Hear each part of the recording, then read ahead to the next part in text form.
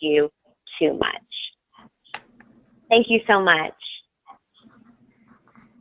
Great. Well, thank you, Courtney. We're going to talk in our last segment about the power of media. And, you know, I think when we talk about media, we think about TV and radio and print, and those are great ways to communicate. But we'll also talk a little more broadly about social media and just unique avenues for promoting your presence at the walk. You're putting a lot of time and energy into supporting our mission. And the use of media is a great way to get the word out, not only about the walk and what we do, but about your fundraising efforts and celebrate what you're doing. So Colleen, you are the queen of grassroots media. You have done a fantastic job for the New York City Walk of just securing print media, securing different articles. Do you want to talk a little bit about how that started?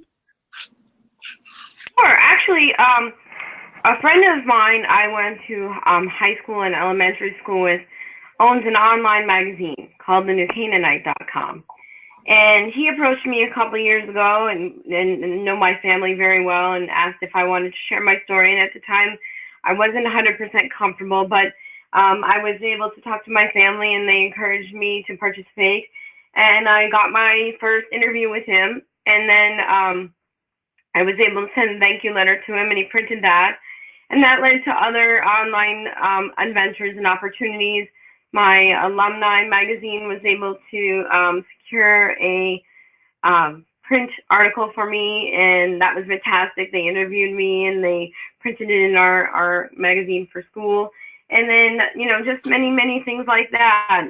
I've reached out to people who are mostly friends of my family and people I went to school with.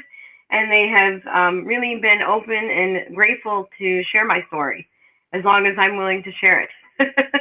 And they have done a fantastic job, really, of supporting the walk and supporting my efforts. Well, I mean, it's really amazing, Colleen. I think what's really unique is a lot of the places that you're reaching out to, it would seem intimidating to somebody, but you've had great success. So, you know, take your alumni magazine, for instance. I don't think a lot of people realize that, you know, your alumni magazine wants to celebrate you. You're a graduate. They want to promote your success that inspires others. But how did you reach out to them and go about the process of having yourself featured there? I do a lot for my college. I'm actively involved in my sorority alumni groups, and I still stay in touch with a lot of my classmates online on Facebook, and I attend reunions whenever I can, so I remain actively involved with my campus. And so they've become very familiar with what I've been doing as an alumni, and I also give to my college. So I think that because of that alone, they wanted to hear more of my story, and then in turn the admissions officer reached out to me and said they would like to do an article about my fundraising efforts and my story with lupus, and that was an honor to me, actually, since they actually reached out to me about that. And I think it's about building relationships and building relationships with the people that you know, as long as maintaining new relationships with undergraduates, keeping in touch with your fraternity or sorority, and helping the new members become alumni, and just really going over and beyond the call of duty to step in and help out whenever you can, and showing that you care by going to an alumni event locally or back at campus. And I think that really helped a lot, to let them know that you were interested and they wanted to know more about me as well that way. You know, you bring up a really good point about networks, and really, I think so many of us belong to different associations, whether it's a women's group or a professional group for, industry, or a church. I think all of these areas have, different lines of communication, and they have church bulletins, they have email blasts. There are different ways where people can be highlighted for the work that they're doing with the lupus community. And I think some of what you're talking about really illustrates that. Talking about just your print media association, some of the websites and publications that you've leveraged, you've done some of the writing yourself and submitted that. Talk a little bit about the difficulty in that task, if it was difficult at all, and how you get started. Sure. In the beginning, it was more of a brainstorming idea, just trying to get thoughts down on paper, talking with friends and family, and making sure first that they were okay with me sharing my story online, and they were all very supportive of it.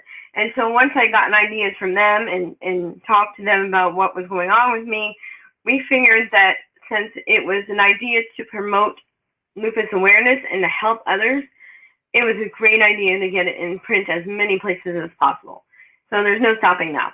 So I'm just going to keep going and keep asking. And even if I don't know the person, everybody I know knows my situation because I've opened Pandora's box, so to speak. And I got over the uncomfortableness of, well, what if I didn't want to share something? No, you know what? It's more of a benefit to share because then you can help other people that are going through the same thing. And that's really what we did. We brainstormed, we wrote some ideas down, and we reached out to people that we were comfortable with first, like my classmates or family members who are in the media marketing world, and asked them for ideas and tips on how to approach the subject matter. I didn't go into it blindly.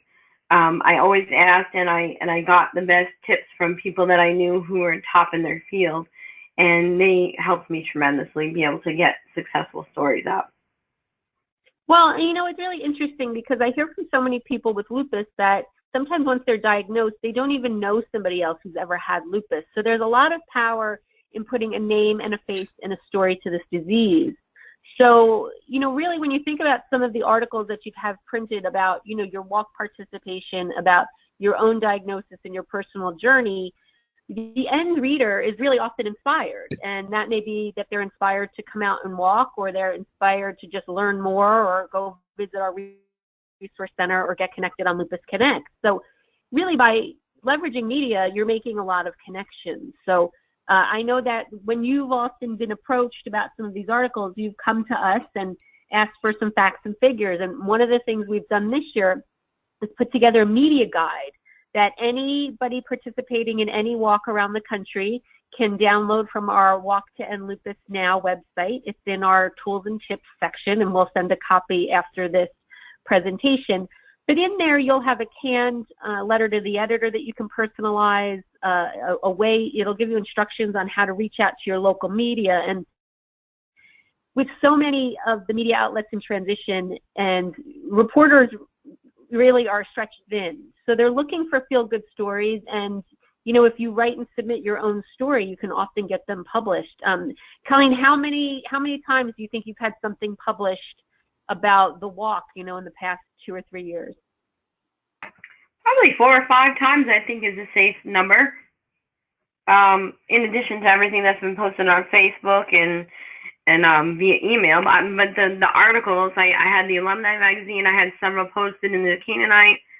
I would say 5 times.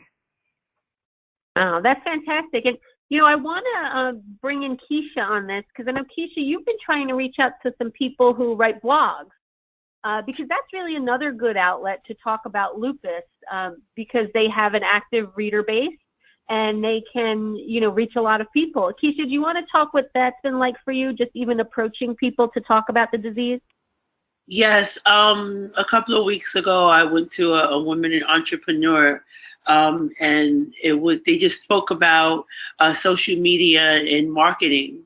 And there was young ladies from refinery.com, other young ladies who are successful with their own blogs. After this call, actually, I have to get in contact with Shanique to have our follow-up, Monica. And Shanique is a woman's hair care. She designed her own hair care products. So the emails are sent, just waiting for the response. And it would be nice if Refinery can get with us and blog and post, leading up to the walk or about the walk, or, interview one of us. That would be wonderful. Another thing about asking, I'm sorry, in any place I'm going or anywhere I'm at that I feel like I could network and plug in the Lupus Foundation, I do.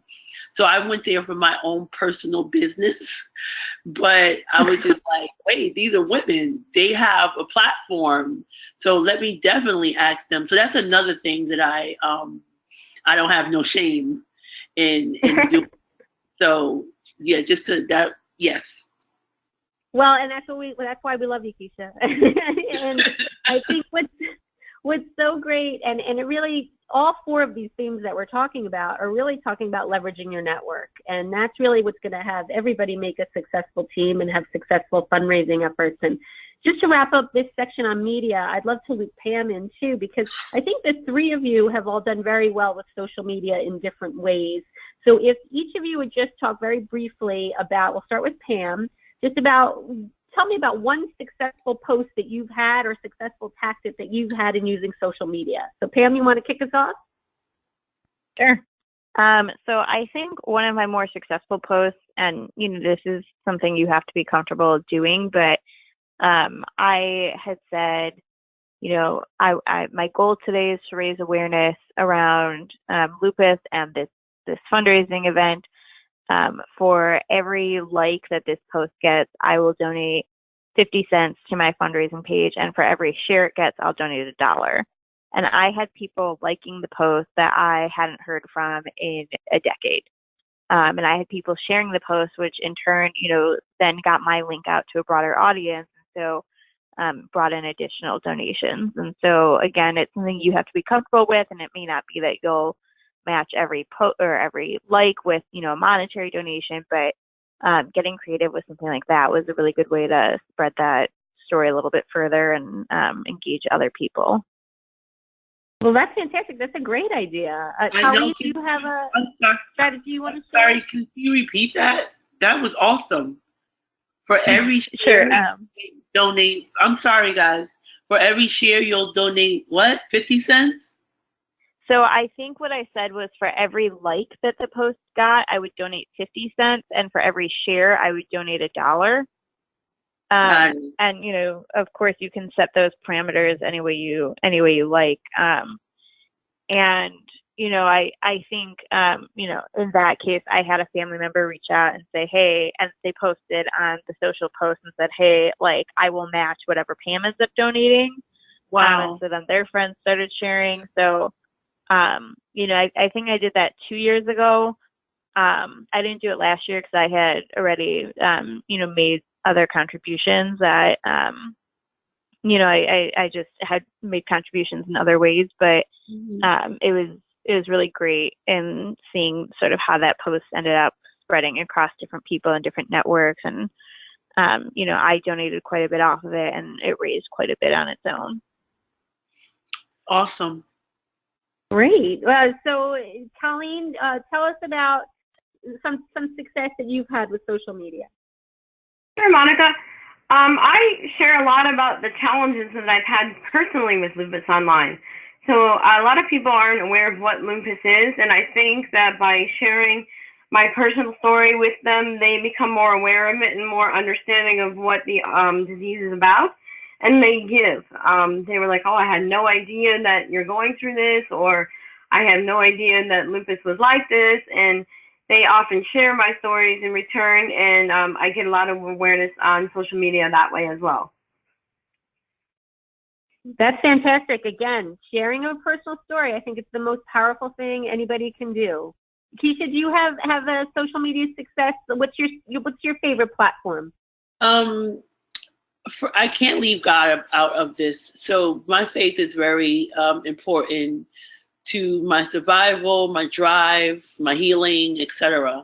So last year, I started posting Lupus Lotus Flower Chronicles of Faith, and I would just, whatever scripture that I needed at that time, whether I was feeling healthy or I wasn't, I was just really raw in those scriptures and telling people that this is what keeps me through, keeps me going rather. So that's one other thing that I added to my message, is how God helps me through all this. You know what? That's really great. That's really inspiring. I think, you know, you have a lot of people, especially in your network, that appreciated that. So I'm sure it helped drive, you know, participation in everything that you were doing. So I want to thank the three of you. That was a great session. I'm going to just wrap up quickly here with our all-star strategy for the power of media. Local papers love a feel-good story. So we will share our toolkit for media at the end of this call, so that all of you can use that and try to get your own local media. You're doing great work. Let's talk about it. Leverage your network. Think about the unique places where you can have your story shared to not only talk about the walk, but increase awareness of lupus. And of course, social media is a powerful tool to raise money. Use your Instagram, Facebook, LinkedIn, and Twitter, all to promote your fundraising and increase awareness. So